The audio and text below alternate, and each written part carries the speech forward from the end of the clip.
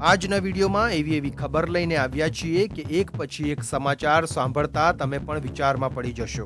શું ખરેખર અંબાલાલ પટેલ હવે વરસાદની આગાહી બંધ કરી દેશે? શું ઈરાન અને અમેરિકાની વચ્ચેનો તણાવ હવે દુનિયાની સૌથી મહત્વની દરિયાઈ માર્ગ પર કબજો મેળવવાની લડાઈમાં બદલાઈ ગયો છે? એક 19 વર્ષના યુવકે પોતાના પરિવારને છોડી 28 કરોડની સંપત્તિ આખરે મિત્રના નામે કેમ કરી? એલપીજી સિલિન્ડરમાં ગેસની જગ્યાએ પાણી કેવી રીતે નીકળ્યું? અને શું 2026નું ગોડઝિલા અલ્નીનો 150 વર્ષ જૂનો વિનાશક રેકોર્ડ તોડી શકે છે? આ ઉપરાંત ગીરમાં નવા રિસોર્ટ પર સરકારની બ્રેક, શેર બજારમાં હજારો કરોડ રૂપિયાનું નુકસાન, ભારત બ્રિટનના ઐતિહાસિક વેપાર કરાર, ચાંદીપુરા વાયરસને લઈને ચિંતાજનક સ્થિતિ, ભારત પાકિસ્તાન બોર્ડર પર હલચલ, સોના ચાંદીના ભાવમાં મોટો ઘટાડો। વિડીયોના અંતમાં એવી ખબર પણ છે જેને જોઈને તમે કહેશો કે આવું પણ થઈ શકે। તો વિડીયોને અંત સુધી જરૂર જોતા રહેજો, કારણ કે આજે દરેક અપડેટ અગાઉની ખબર કરતાં વધુ ચોંકાવનારી અને રસપ્રદ છે। ચાલો સમય બગાડ્યા વગર શરૂ કરીએ કે શું છે આજની સૌથી મોટી અને મહત્વપૂર્ણ અપડેટ્સ। તો સૌથી પહેલી અપડેટ છે અંબાલાલ પટેલની મોટી જાહેરાત કે હવેથી તેઓ હાલ માટે વરસાદ અંગેની નહીં કરે કોઈ પણ પ્રકારની આગાહી।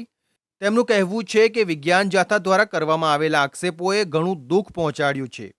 વધુમાં તેમણે કહ્યું કે જો તેમને લોકો તરફથી પૂરતું સમર્થન મળશે તો તેઓ ફરીથી વરસાદની આગાહી કરવાનો વિચાર કરશે। ત્યાર પછી નેક્સ્ટ અપડેટ છે ઈરાનના 5 પોર્ટ ઉપર તબાહી। ઈરાનમાં સ્ટેટ ઓફ હોર્મુઝને લઈને યુદ્ધ હવે પહેલાની જેમ ભભૂકી ઉઠ્યું છે।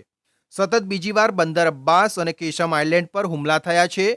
જવાબમાં ઈરાને જોર્ડન, ઓમાન, બહેરીન અને કુવૈતમાં અમેરિકન સૈન્ય મથકો પર હુમલો કર્યો। ટૂંકમાં કહેવામાં આવે દોસ્તો તો આ વખતે આ લડાઈ સ્ટેટ ઓફ હોર્મુઝ પર કબજો મેળવવા માટેની છે। આગળની અપડેટ એવી છે કે કદાચ આપણને પણ કોઈ આવું મળી જાય। ખેર 19 વર્ષીય વિદ્યાર્થીએ પોતાના જીગરી મિત્રના નામે કરી 28 કરોડની સંપત્તિ।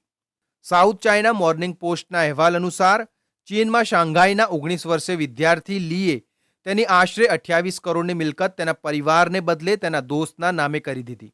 તેણે પોતાના વસિયતનામામાં જણાવ્યું કે માતા પિતાના છૂટાછેડા અને તેમનાથી ભાવનાત્મક અંતરને કારણે તેણે આ નિર્ણય કર્યો છે।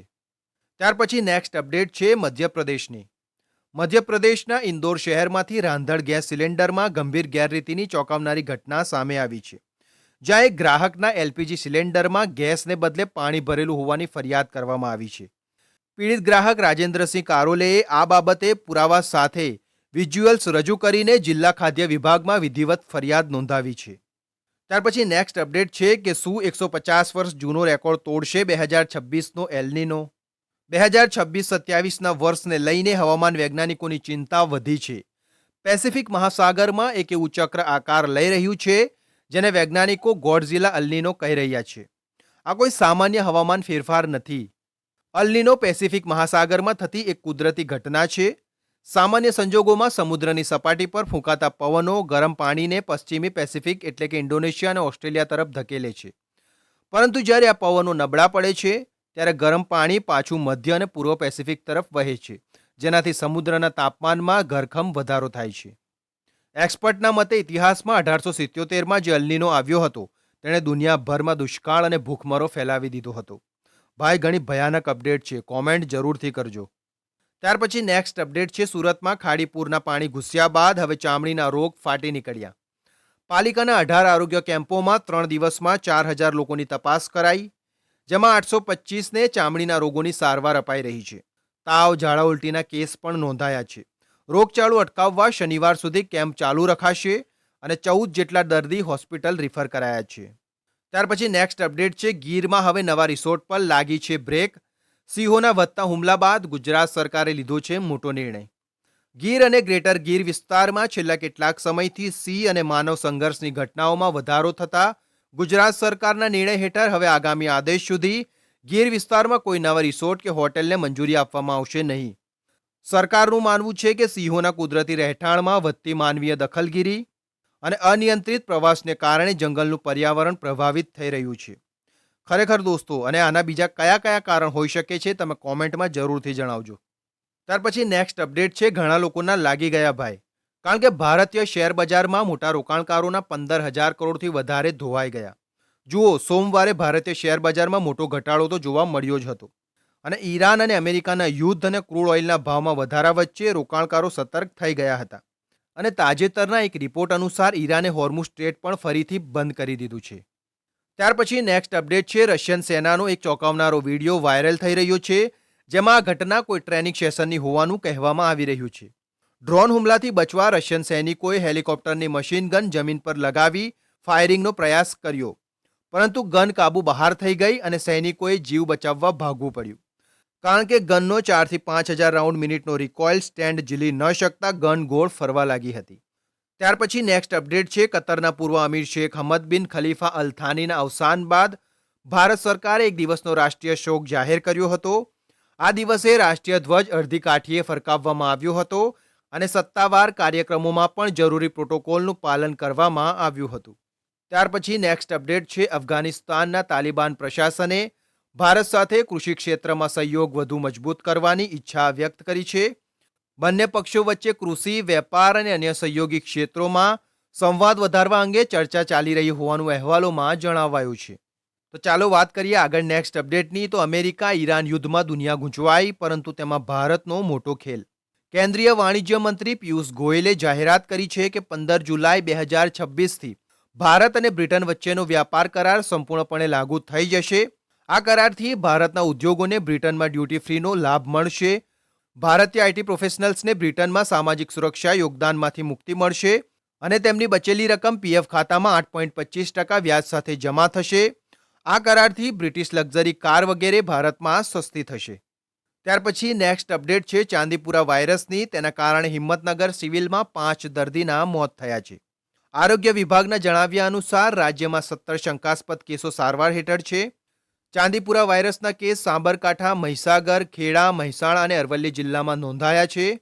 દોસ્તો, તમારા બાળકોને જરૂરથી સાચવજો, કારણ કે આ વાયરસ 15 વર્ષથી ઓછી ઉંમરના બાળકોને વધુ અસર કરે છે. તેનાથી મગજમાં સોજો, એન્સેફેલાઇટિસ પેદા થઈ જાય છે. ત્યાર પછી આગળની નેક્સ્ટ અપડેટ છે, સોશિયલ મીડિયા સ્ટાર કીર્તિ પટેલની. સુરતના પૂણા પોલીસ સ્ટેશનમાં કીર્તિ પટેલ અને ભાવનગરની સસ્પેન્ડ મહિલા કોન્સ્ટેબલ નયના બારૈયા સામે ગંભીર કલમો હેઠળ ગુનો નોંધાયો છે, કારણ કે ફરિયાદી રાજુના જણાવ્યા મુજબ કીર્તિ અને નયનાએ સોશિયલ મીડિયા પર તેમના પરિવાર અંગે ખોટા અને અપમાનજનક આક્ષેપો પ્રસારિત કર્યા હતા, જેમાં પૂણા પોલીસ સ્ટેશનની બહાર આક્રોશ સાથે કીર્તિ પટેલે કહ્યું કે હવે ખોટા કેસ એક પણ સહન નહીં કરું. ત્યાર પછી નેક્સ્ટ અપડેટ છે, અંબાજી મંદિરમાં દાન ચોરીનો એક વિડીયો વાયરલ થઈ રહ્યો છે અને તેમાં 3 આરોપીઓની ધરપકડ પણ કરવામાં આવી છે. વાત એમ છે કે આઉટસોર્સિંગ કર્મચારી ચિરાગ ઠાકોર અન્ય કર્મચારીઓ સાથે નોટોની ગણતરી કરતા તે નોટોનું એક બંડલ પોતાના પગથી નીચે સંતાડતો જોવા મળી રહ્યો છે. આ મામલે ચિરાગ ઠાકોર સાથે અન્ય 2 આરોપી વિવેક શર્મા અને નિકુંજ પટેલની સંડોવણી ખુલતા ધરપકડ કરાઈ હતી. ત્યાર પછી નેક્સ્ટ અપડેટ છે, સોના અને ચાંદીના ભાવમાં ભારે ઘટાડો.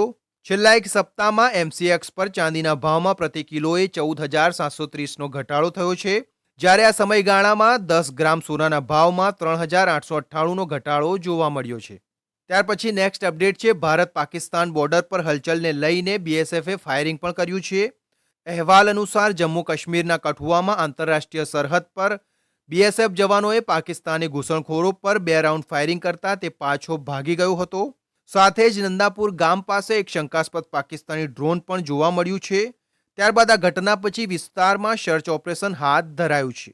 ત્યાર પછી નેક્સ્ટ અપડેટ છે, મોબાઈલ યુઝર્સ માટે હવે ડેટા વગરના પ્લાન થશે સસ્તા. મોંઘા રિચાર્જ પ્લાન ઘણા લોકો માટે નિરાશાનું કારણ બન્યા છે અને હવે તેના જવાબમાં ટ્રાઈએ ગ્રાહકોને સસ્તા વિકલ્પો ઉપલબ્ધ કરાવવા માટે એક નવી યોજના બનાવી છે. અગાઉ વપરાશકર્તાઓને ડેટા સામેલ ન હોય તેવા પ્લાન માટે પણ વધુ કિંમત ચૂકવવી પડતી હતી, પરંતુ નવા નિયમ હેઠળ 7, 28, 56 અને 84 દિવસની સમાન માન્યતા સમયગાળા સાથે વોઇસ ઓનલી અને એસએમએસ ઓનલી પ્લાન પણ શરૂ કરવાની તૈયારીઓમાં છે. વિગતવાર માહિતી આવશે તો ચોક્કસ આગળના વિડીયોમાં તમને જણાવીશું. ત્યાર પછી નેક્સ્ટ અપડેટ છે, 8મા પગાર પંચની. નવો પગાર પંચ તેની રચના 18 મહિનાની અંદર સરકારને સોંપશે પોતાનો રિપોર્ટ અને આ ઐતિહાસિક નિર્ણયથી દેશના સંરક્ષણ સેવા કર્મચારીઓ સહિત લગભગ 50 લાખ કેન્દ્રીય કર્મચારીઓ અને 69 લાખ જેટલા પેન્શનરોને સીધો ફાયદો થવા જઈ રહ્યો છે. દોસ્તો, આમાં વિગતવાર વાત કરું તો સૌથી મોટો મુદ્દો ફિટમેન્ટ ફેક્ટર અને લઘુત્તમ મૂળ પગારનો છે. હાલમાં 7મા પગાર પંચ મુજબ કર્મચારીઓનો મૂળ પગાર 18,000 છે. જો કે અલગ અલગ કર્મચારી સંગઠનોએ 8મા પગાર પંચમાં ફિટમેન્ટ ફેક્ટરમાં 1.92 થી 3.83 ગણો વધારો કરવાની જોરદાર માંગણી કરી છે. અને ભારતીય પ્રતિરક્ષા મજદૂર સંઘ જેવા સંગઠનોએ તો 18,000થી સીધો 72,000 એટલે કે 4 ગણો વધારાની માંગ કરી છે. જો આ પ્રસ્તાવ મંજૂર થયો તો કર્મચારીઓના પગારમાં જંગી ઉછાળો જોવા મળશે. દોસ્તો, આને લઈ હજુ વિગતવાર જાણવું હોય તો તમે મને કોમેન્ટ કરી શકો છો.